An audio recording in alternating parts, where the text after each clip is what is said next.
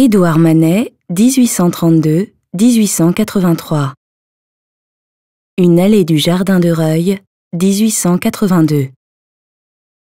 Le tableau Une allée du jardin de Reuil de Manet montre une partie d'un jardin qui semble avoir été choisi au hasard.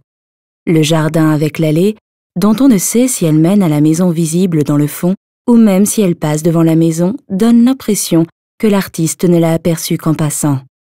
Le tableau est presque entièrement peint en vert et prend vie grâce aux effets de la lumière du soleil dansant sur le feuillage des arbres et des arbustes. Les contours des formes sont fondus et légèrement flous. La juxtaposition serrée des taches de couleur du feuillage donne une impression très naturelle et vivante, de sorte que l'on perçoit presque le léger bruissement des feuilles. L'artiste a appliqué les couleurs pures. Les contrastes avec les nombreux verts forment le ciel en arrière-plan, la maison cachée dans les broussailles et l'étroite allée du jardin au premier plan. Le motif, la représentation des effets de lumière et le style permettent de classer ce tableau parmi les impressionnistes. Manet n'a pas appartenu au cercle fermé de l'impressionnisme, mais était ami avec des artistes un peu plus jeunes que lui, Monet, Pissarro, Renoir et Sisley.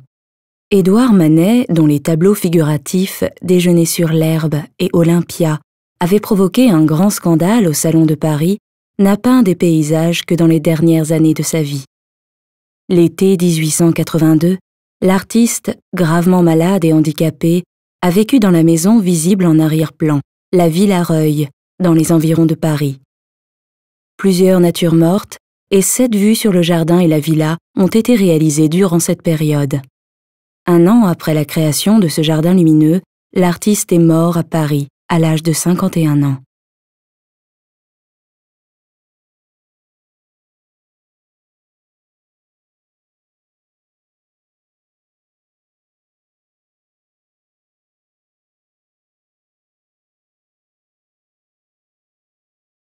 Visitez le Musée des Beaux-Arts de Berne et voyez les œuvres originales.